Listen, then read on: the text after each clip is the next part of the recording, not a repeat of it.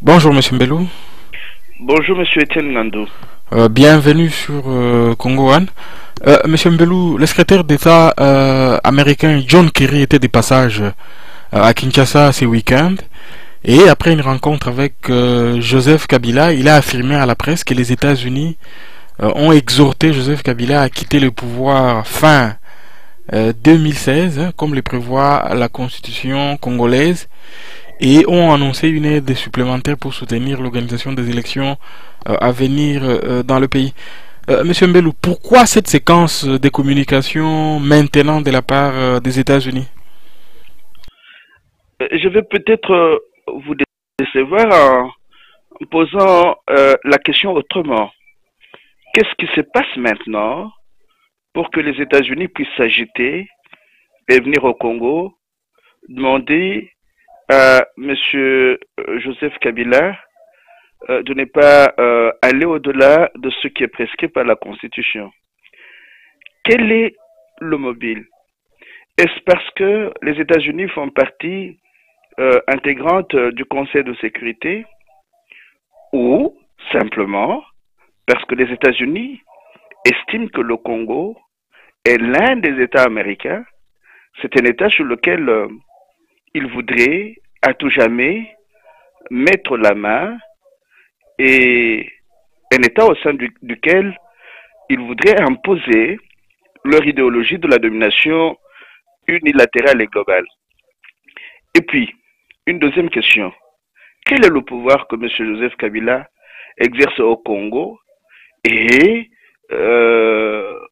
auquel on voudrait l'inviter à renoncer? Je ne cesserai de vous le dire, ce n'est pas M. Joseph Kabila qui dirige le Congo. Les agitations de Don Kerry nous replongent dans un processus biaisé dès le départ, et je ne cesserai de vous renvoyer au livre de M. Charles Onana, Europe, crime et censure au Congo, les documents qui accusent. Le processus dans lequel le Congo s'est inscrit depuis la guerre de l'AFDL est un processus initié par les autres, pour les autres, et non pas pour nous. Et pour pouvoir atteindre les objectifs que ceux qui ont initié ce processus-là se sont assignés, ils se servent des nègres de service. Des nègres de service qui jouent un rôle apparent et malheureusement un rôle auquel plusieurs d'entre nous s'arrêtent. Le Congo n'est pas dirigé par M. Joseph Kabila et son entourage. M. Joseph Kabila participe à la théâtralisation de l'occupation du Congo par les forces, certaines forces africaines et la communauté occidentale. Par M. Joseph Kabila, le Congo est devenu la colonie de la communauté occidentale. J'ai fait la différence entre la communauté internationale et la communauté occidentale. La communauté occidentale, c'est d'abord un esprit, cet esprit d'arrogance, de domination qui caractérise certains membres du Conseil de sécurité, qui travaillent avec leurs alliés pour pouvoir dominer le monde et de manière unilatérale. Et les États-Unis sont à la tête. Quand je dis les États-Unis, souvent ça ne signifie rien parce que il faut toujours faire la différence entre les peuples américains et l'élite dominante anglo-saxonne qui essaye tant bien que mal de poursuivre sa lutte de domination unilatérale du monde, même si avec les pays émergents, elle commence à avoir beaucoup de difficultés à pouvoir imposer cette idéologie-là. Donc je pense que nous nous trompons d'analyse. C'est un point de vue qui n'est pas euh, une page d'évangile.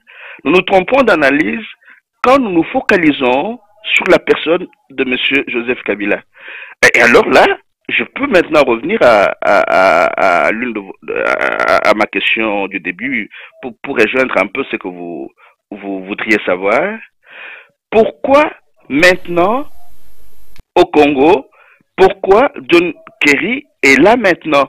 Pourquoi les leçons qu'il est en train de donner au Congo, il ne les donne pas au Rwanda, par exemple, en Ouganda? Si vous avez suivi une vidéo sur laquelle John Kerry intervient et après lui, Monsieur Herman Cohen, sur cette vidéo-là, vous entendez Monsieur Herman Cohen dire ceci.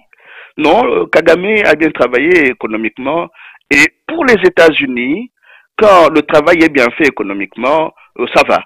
Donc, on peut piller le Congo, tuer les Congolais pour construire Kigali avec tout l'argent des donateurs extérieurs que Kigali a pu avoir. Kigali peut organiser, quand j'ai dit Kigali, je vois beaucoup plus la tête du FPR Kagame, peut organiser des massacres et des assassinats à travers le monde, de ses opposants à travers le monde. Non, ça ne dit rien du moment que Kigali participe comme pilleur du pillage des matières premières du Congo pour les confier aux resellers qui sont les multinationales occidentales. Donc, à mon humble avis, j'estime que nous devons aller beaucoup plus au-delà de la personne de M. Joseph Kabila et analyser froidement la signification de l'intervention des États-Unis au Congo aujourd'hui. Mais tout en nous posant aussi cette question-ci. Oui, John Kerry est venu là. Il a parlé. Et nous, Congolais, qu'est-ce que nous disons? Hein? Nous devons tout le temps éviter de nous focaliser sur ce qui est dit par les acteurs extérieurs, fussent-ils majeurs ou mineurs, oui. Monsieur Mbelou, l'envoyé spécial américain pour la région des Grands Lacs, Russell Feingold, lui a été encore plus explicite, affirmant notamment nous ne voulons pas que M. Kabila change la constitution ou fasse un troisième mandat. Donc il répondait à une question de la presse et continuant en disant que l'Afrique n'a pas besoin d'hommes forts mais d'institutions fortes. Monsieur Mbelou, les États-Unis se seraient-ils déjà choisi un autre agent ou homme fort pour diriger le Congo? C'est la nette impression que j'ai personnellement.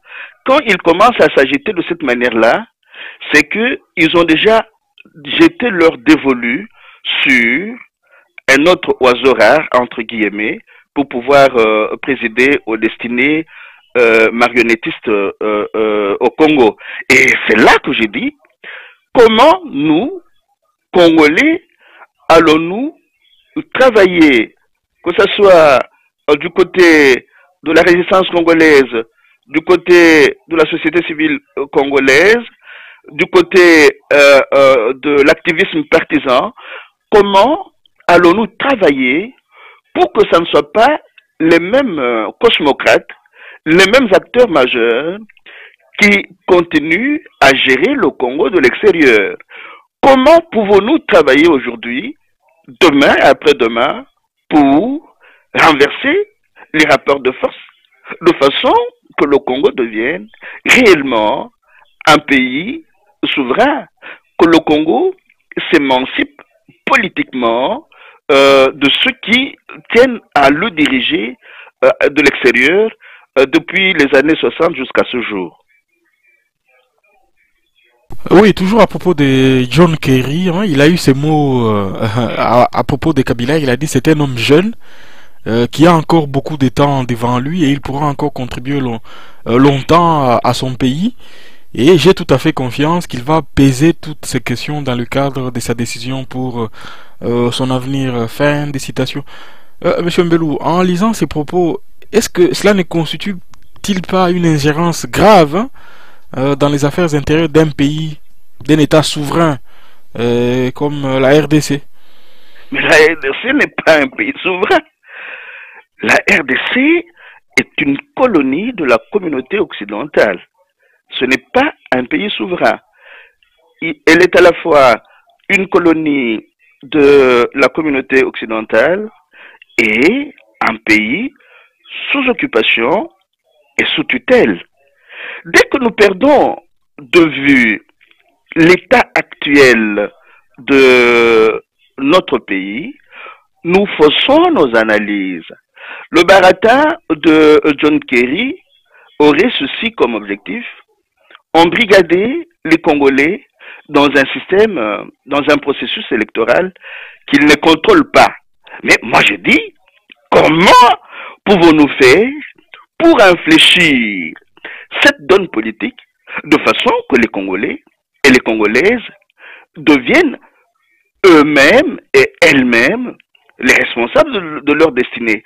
Moi, je rigole toujours quand je vois l'agitation des acteurs politiques américains qui parlent de la démocratie, des droits de l'homme, pendant que la CIA est en train de participer avec les néo-nazis au massacre de populations civiles en Ukraine.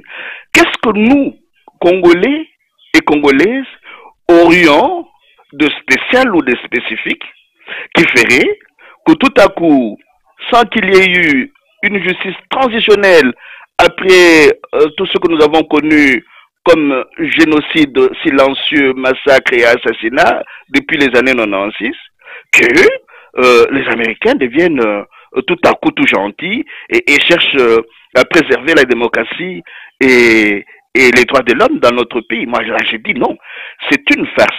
Cela d'autant plus que John Kerry et les autres font partie de l'élite dominante qui a tué la démocratie aux États-Unis, au point qu'aujourd'hui, les États-Unis sont l'un des pays les plus inégalitaires du monde.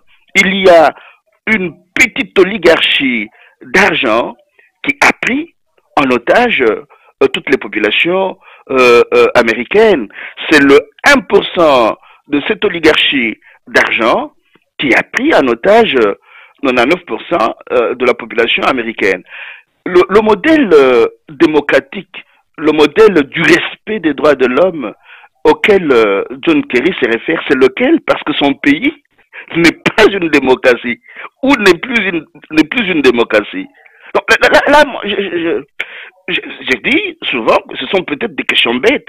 Je ne vois pas à quel pays, à quel modèle John Kerry se réfère pour faire des leçons aux Congolais et aux Congolaises. Le piège est d'autant plus compliqué que les Congolais et les Congolaises qui en avaient déjà marre de voir tous ces messieurs-là, Kabila et son entourage à la tête entre griffes de notre pays, plusieurs compatriotes n'en voulaient plus. Ils n'en voulaient plus. Mais est-ce qu'il suffit de ne pas vouloir que ces messieurs-là ne soient plus là pour tomber dans le traquenard de ceux qui voudraient téléguider le Congo à partir de l'extérieur? Et je ne cesserai pas de vous renvoyer à plusieurs reprises à ce qui est en train de se passer dans notre pays aujourd'hui, en Ituri, au nord et au sud Kivu et au Katanga.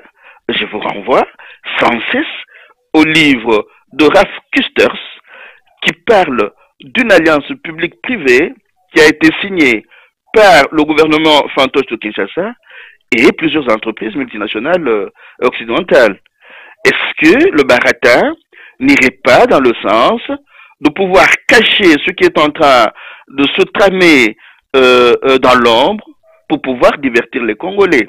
Vous avez beau aller aux élections, mais si vous ne jouissez plus du droit de votre sol et de votre sous-sol, si vous n'avez plus la maîtrise de votre administration, si vous n'avez pas la maîtrise des services de sécurité de la police, comme c'est le cas aujourd'hui, vous irez aux élections, vous choisirez qui vous voudrez, mais après, les forces de sécurité qui ne sont pas entre vos mains pourront se charger d'arranger les choses à leur guise. On est tellement obnubilé par le processus électoral qu'on ne se pose presque plus des questions sur qui gère réellement les forces de sécurité au Congo, qui gère la police, qui gère l'armée. Pourquoi y a-t-il jusqu'à ce jour des membres du CNDP à l'EFO à Kananga? Pourquoi ce groupe-là a-t-il envoyé à Kananga? A-t-il été envoyé à Kananga?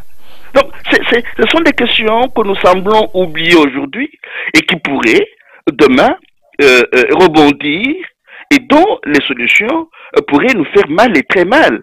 Hein? Essayons de ne pas trop nous laisser distraire par le fameux processus électoral.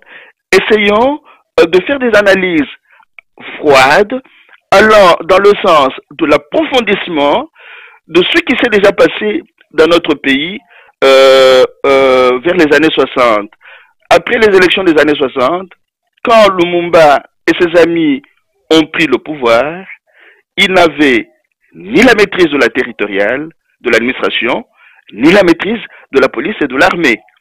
Et ça donnait ce que ça donnait.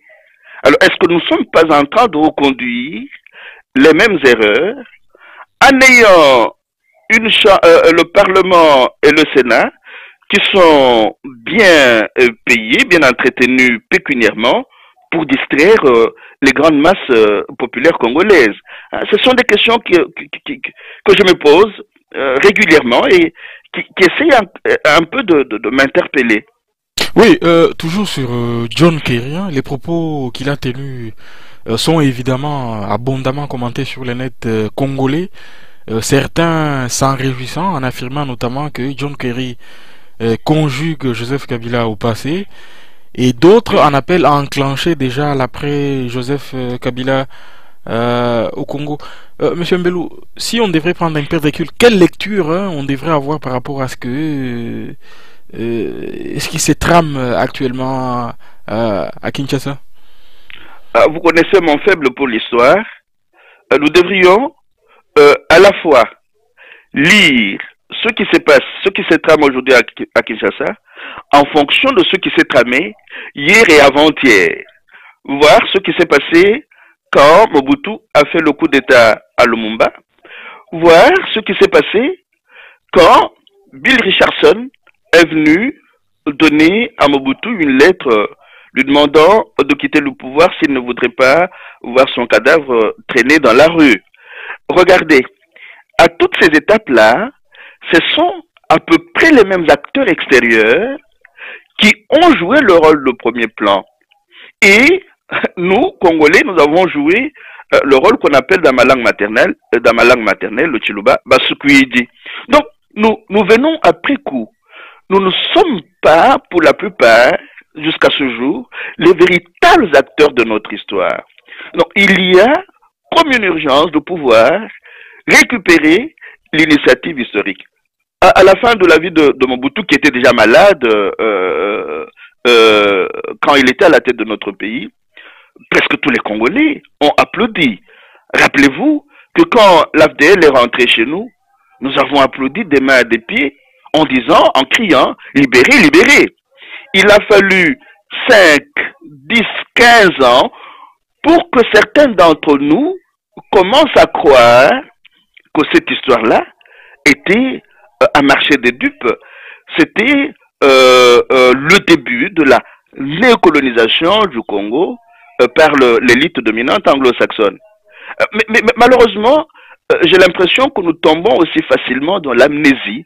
Nous commençons à oublier ce qui s'est passé en 60, 61, 65, en 90, 93, 94, 96. Nous commençons déjà à oublier. Et vous savez que de temps en temps, je cite une petite phrase de Peter Dalscott qui dit pour éviter la répétition de l'histoire, et je mets entre parenthèses mauvaise, pour éviter la mauvaise répétition de l'histoire, il faut l'étudier. J'ai l'impression que l'analphabétisme politique et l'ignorance, le manque d'information, la désinformation et la lobotomisation de nos masses populaires et même de nos masses intellectuelles nous conduit souvent à pouvoir applaudir certains faits sans les avoir analysés froidement et en profondeur. Personnellement, j'encourage que cette question puisse être étudiée sérieusement dans les cercles de pensée congolais qui existent déjà, pour que les Congolais et les Congolais se disent comment travailler d'arrache-pied pour récupérer l'initiative historique chez nous. Sinon, ça peut être John Kerry aujourd'hui, demain, ça sera je ne sais pas qui, mais tant que ça ne sera pas une initiative historique gérée par les Congolais pour les Congolais, nous ferons du surplace et nous n'irons nulle part. Nous risquons de nous réveiller un matin et le Congo n'existe plus et il nous a échappé en tout et pour tout, les terres, les mers, les rivières, les forêts, nous aurons été ravis sans qu'on le sache. Monsieur Mbelou, le régime de Kabila a commis énormément de crimes politiques. On peut citer les cas des assassinats de Floribert Chebeya, Armand Tungulu et d'autres. Est-ce que vous pensez qu'il accepterait facilement de se saborder? Et allons plus loin en faisant de la politique fiction. Kabila quittant le pays, ne ferait-il pas valoir sa nationalité rwandaise pour échapper à la justice au cas où il trouverait refuge dans ce pays-là, à l'instar de Laurent Kunda et Bosco Tanganda? Encore une fois, sur cette question-là, il nous faut étudier l'histoire. Et pas simplement étudier notre histoire à nous, mais étudier aussi notre histoire avec les acteurs majeurs qui essaient de gérer le Congo de l'extérieur. Souvent, ils se servent de leurs marionnettes, de leurs nègres de service, comme soupape de sécurité. À tout moment, ils peuvent faire sauter ces nègres de service pour pouvoir se donner bonne conscience et récupérer la confiance de ceux qui ont subi les affres, les assassinats, les massacres perpétrés par ces nègres de service-là. Son avenir, je ne suis pas dans le secret de Dieu, mais je ne crois pas tellement que son avenir puisse être rose. Il peut peut-être lui proposer quelque chose, mais quand vous étudiez leur histoire avec leurs nègres de service, je n'en vois pas plusieurs qui ont bénéficié après de leur largesse. Il y a un article que j'ai déjà évoqué à un certain moment d'un professeur russe, André Foussov, quelque chose comme ça, qui étudie les relations entre l'élite dominante anglo-saxonne et la Russie, qui dit quelque part, entre autres, ceci. L'élite anglo-saxonne n'a aucun respect pour ces nègres de service. Pourquoi? Elle est convaincue que ce sont des gens qui ne sont pas respectés par leur peuple et elle peut les faire sauter à tout moment. Je suis en train de paraphraser. Donc, comme elle utilise ces minorités, ces nègres de service contre leur peuple, elle sait que le jour où elle décide de pouvoir les éliminer, le peuple ne va pas regretter. D'ailleurs, c'est ce que nous sommes en train de vivre aujourd'hui. Si ces messieurs avaient travaillé avec les masses populaires, peut-être que nos masses s'élèveraient pour dire non, c'est nous qui allons décider, nous le reconduisons. Mais comme ils ont travaillé contre les masses populaires, ils ont exercé un pouvoir de prédation et d'extermination des Congolais, les Congolais veulent à tout prix s'en débarrasser. Vous voyez, cela devrait peut-être donner des leçons à ceux qui pourraient venir après, si ils étudient l'histoire, si ils comprennent l'histoire. Mais j'ai plus ou moins la nette impression que plusieurs de ces nègres de service se complaisent dans le marionnettisme. C'est comme si il y avait du point de vue de l'imaginaire quelque chose de sérieusement détruit. C'est comme si ces messieurs-là avaient perdu toute fierté d'être eux-mêmes et d'être digne. C'est comme s'il se disait, non, mieux vaut être manipulé de l'extérieur que d'être soi, parce que être soi, ça coûte cher. Ça demande beaucoup, beaucoup, beaucoup de sacrifices, un esprit d'abnégation, beaucoup de persévérance. Et j'ai l'impression que face à l'or et à l'argent, une certaine élite politique africaine et congolaise voudrait jouer aux marionnettes au lieu de pouvoir assumer des rôles historiques pouvant aider nos masses populaires à pouvoir se prendre elles-mêmes en charge. Et pour revenir au groupe de M. Joseph Kabila, il y a déjà un problème à la CPI. Je ne sais pas si vous en avez eu vent.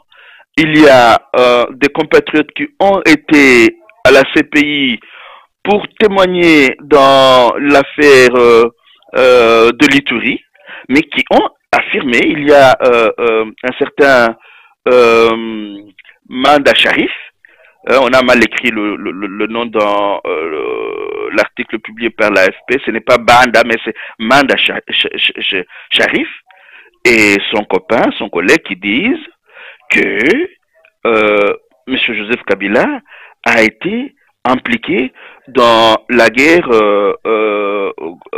qui a eu lieu de ce côté-là en 2002 et en 2003. Je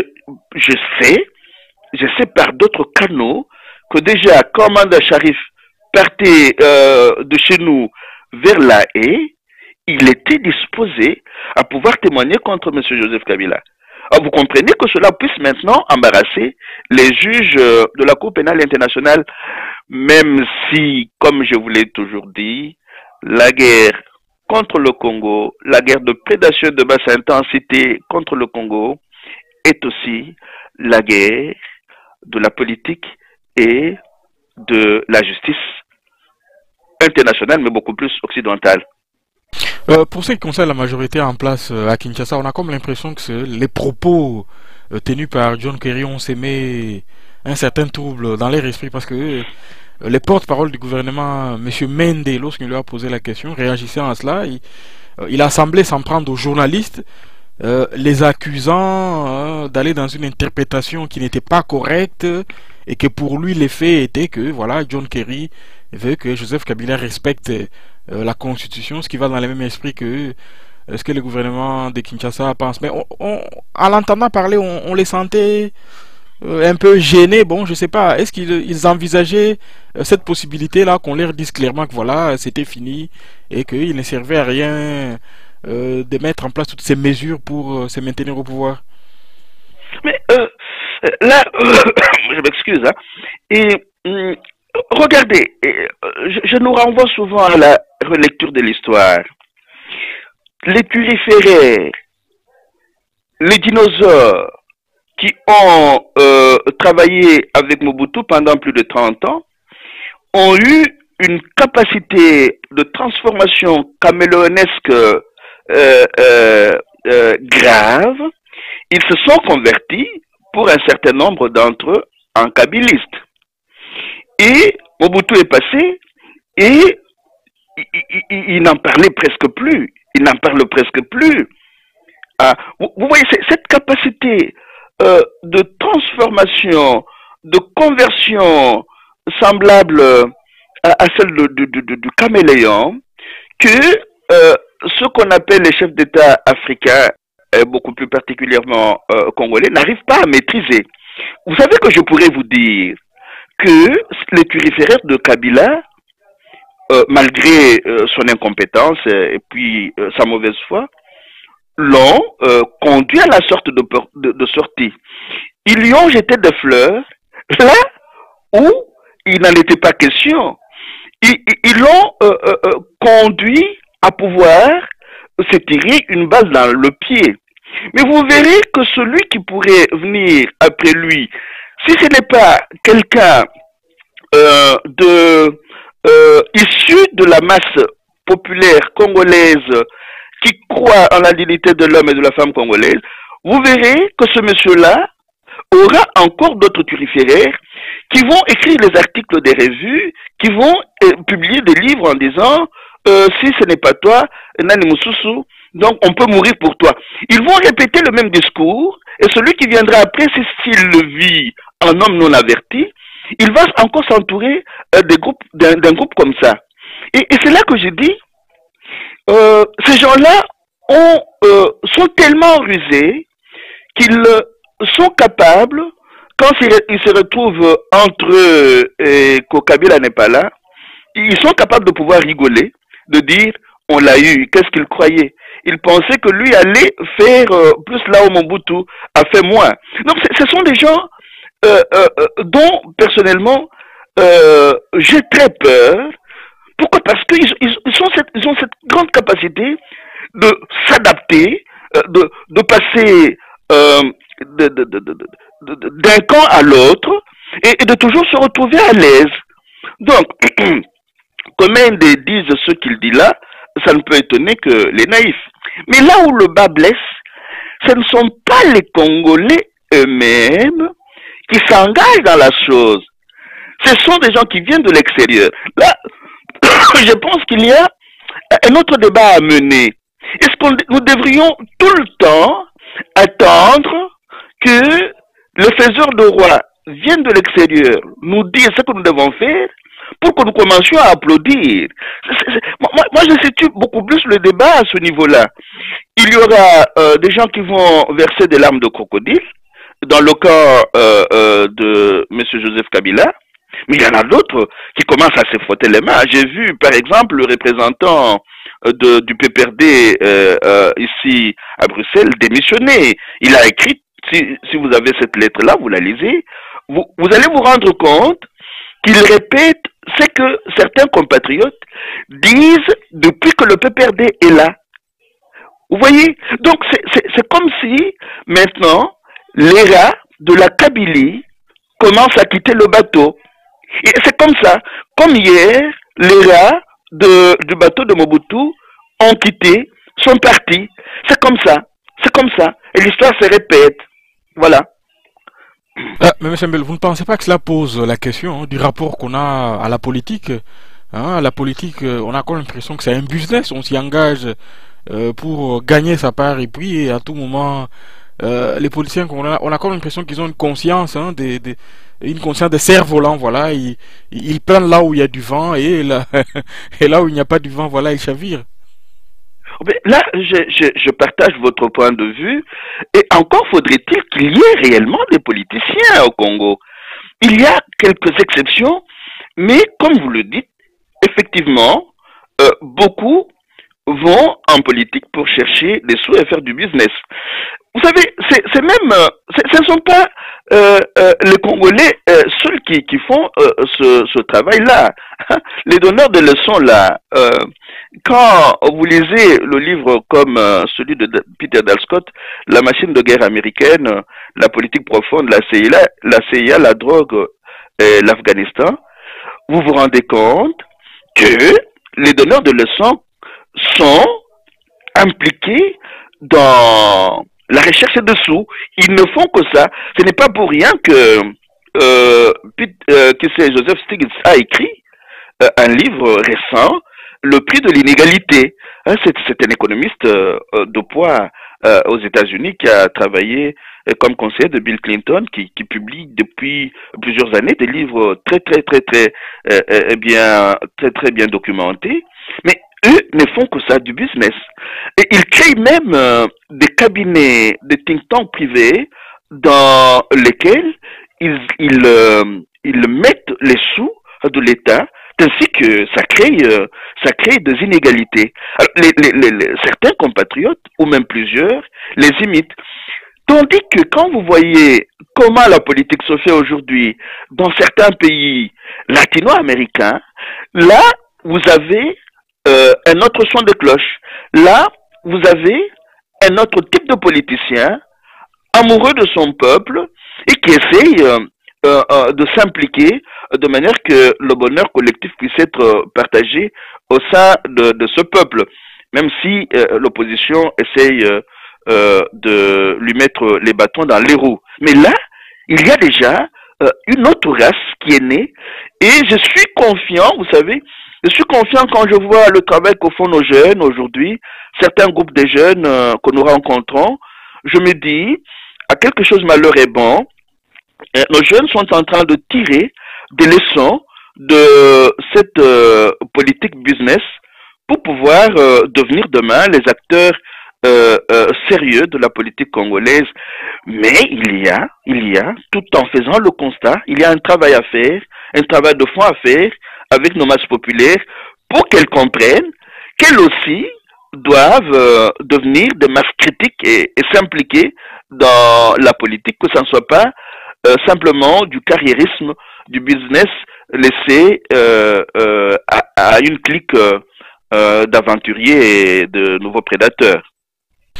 Très bien, autre chose, les expulsions massives des Congolais vivant au Congo-Brazza continuent à se faire dans des conditions qui sont accompagnées de graves violations des droits de l'homme, notamment des viols et de la brutalité. Un fait qui n'étonne plus Jean-Pierre Mbelou est le silence assourdissant que Joseph Kabila observe sur cette affaire comme sur d'autres. Euh, que peut-on penser de cette situation? Lambert Mende avait dit l'autre fois qu'il était taiseux. Oui, mais regardez, analysons un peu froidement ce qui se passe entre nos deux pays. Est-ce que euh, euh, qu'est-ce que nous reprochons au Congo-Brazzaville? Est-ce le fait d'avoir une administration qui fonctionne mieux que celle qu'il y a au Congo-Kinshasa ou de maltraiter les compatriotes qui sont là et qui sont obligés de partir? Nous ne pouvons pas à la fois nous plaindre parce qu'il n'y a pas eu recensement chez nous, parce que l'identité congolaise est bradée chez nous, parce que nous voudrions qu'il y ait un peu plus de sérieux et que nous sachions qui est congolais et qui ne l'est pas.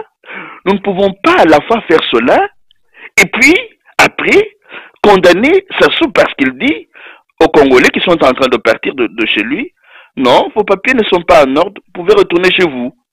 Hein? Est-ce qu'il n'y a pas un problème de l'administration moderne, un problème que nous rencontrons dans les pays occidentaux où nous vivons?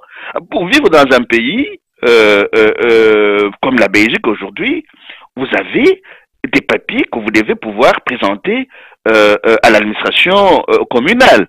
Pourquoi voulons-nous que le Congo-Brazzaville ne puisse pas exiger des Congolais de Kinshasa qu'ils aient leurs papiers en ordre? Ça, c'est une première considération. Une deuxième considération, que nos compatriotes soient chassés du Congo-Brazza dans de mauvaises conditions, cela est à déplorer. Mais pour revenir à ce que vous disiez, il devrait y avoir des contacts avec les autorités de Congo-Brazzaville. Nous décrions Sassou, nous disons qu'il est dictateur, il est dictateur dans son pays. Des contacts devraient être pris entre nos deux pays pour qu'on en sache un peu plus. Mais regardez, est-ce que les refoulés qui arrivent chez nous sont pris soin convenablement chez nous? Mais quand vous lisez certains articles publiés ces jours-ci, il semble même que certaines personnes infiltrées parmi les refoulés congolais ne sont pas congolaises. D'où il serait probable que ce qui s'est passé quand les Hutus et les Tutsis ont fui leur pays se passe encore une fois maintenant. Une troisième considération. Nous devons aller au-delà de l'émotion du moment. Qui sait si ce qui se passe maintenant entre nos pays serait un piège? Ça serait une façon d'aiguiser, d'attiser les haines entre les deux Congos. Nous devons pouvoir résister à cela. Nous avons déjà des difficultés, des problèmes sérieux avec Kigali, avec Kampala. Nous avons des difficultés sérieuses avec Lusaka, avec l'Angola. Nous risquons d'avoir des difficultés sérieuses avec notre voisin le plus proche. Alors, est-ce qu'il n'y a pas là une tentative de la politique du diviser pour régner? Je fais une quatrième considération et je termine par là. Sassou, bien, on peut le critiquer, mais qui parmi les présidents africains a osé le premier à dire Kagame est un paralytique, Kabila est un cheval de Troie? C'est Denis Sassou Nguesso. Et Denis Sassou Nguesso est parmi les présidents africains à avoir soutenu plusieurs d'entre nous dans la lutte qu'il menait pour la souveraineté de notre pays au cours de la guerre qui nous a été imposée depuis les années 90. Non, ne perdons pas de vue tous ces éléments-là parce qu'il y a une misère qui nous tombe dessus. Cette misère devrait nous interpeller pour que le Congo, Kinshasa, apprenne à avoir une administration qui fonctionne, que les conditions de vie puissent être améliorées au Congo-Kinshasa, pour que ces fils et filles n'aillent pas errer à travers le monde. Le Congo... Mais M. Mbelou, au-delà du silence que Joseph Kabila observe sur cette affaire, est-ce que la gestion catastrophique qu'on a vue à Kinshasa par rapport à la prise en charge de toutes ces personnes qui étaient refoulées, n'a-t-il pas mis à nu l'inexistence de l'État congolais? Parce que les gens qui arrivaient au Bichingobila, on leur demandait de se rendre au stade Cardinal Maloula, et il n'y avait pas de logistique mise en place pour les y amener. Les gens qui y allaient, il semble qu'il n'y avait que trois toilettes de sanitaires qui étaient prévues sur place. On a l'impression que au Congo l'État n'existe pas. Il y a une incapacité totale. Il y a une incapacité totale à gérer ce genre de situation. Ce n'est pas une impression. Le Congo, je ne cesse de vous le répéter, est un État manqué. Il n'y a pas d'État du tout. Il n'y a rien. Et puis, pourquoi vous posez-vous la question de savoir pourquoi M. Joseph Kabila reste silencieux? M. Joseph Kabila n'est pas venu travailler pour les Congolais. Comment est-ce que nous arrivons à perdre de vue cette histoire-là? Il est taiseux chez lui à Kingagati. Il s'amuse, il fait ce qu'il peut faire pour lui. Quand s'est-il jamais occupé des Congolais? Quand il s'en occupe, c'est pour les tuer, les exterminer. Si cette occasion lui est offerte pour que les Congolais vivent dans des conditions sanitaires, dans des maudites conditions sanitaires et qu'ils meurent, il va rigoler. Ça rentre dans sa mission. Exterminer le plus possible les Congolais. Pourquoi, à un certain moment, lui demandons-nous de pouvoir s'occuper des Congolais? Il n'est pas venu pour ça. Il avait une mission, il l'a exercée, il est en train, il continue à l'exercer en attendant que les Congolais décident d'orienter les choses autrement. Nous n'avons pas à nous poser la question de savoir pourquoi il ne le fait pas. Cela d'autant plus que ce n'est pas lui qui dirige le Congo. Le Congo est une colonie, est une néocolonie de la communauté internationale. Le Congo est un pays sous tutelle et sous occupation. Très bien, merci beaucoup M. Mbelou et à la semaine prochaine. Merci bien M. Etienne Ngandou et à la semaine prochaine.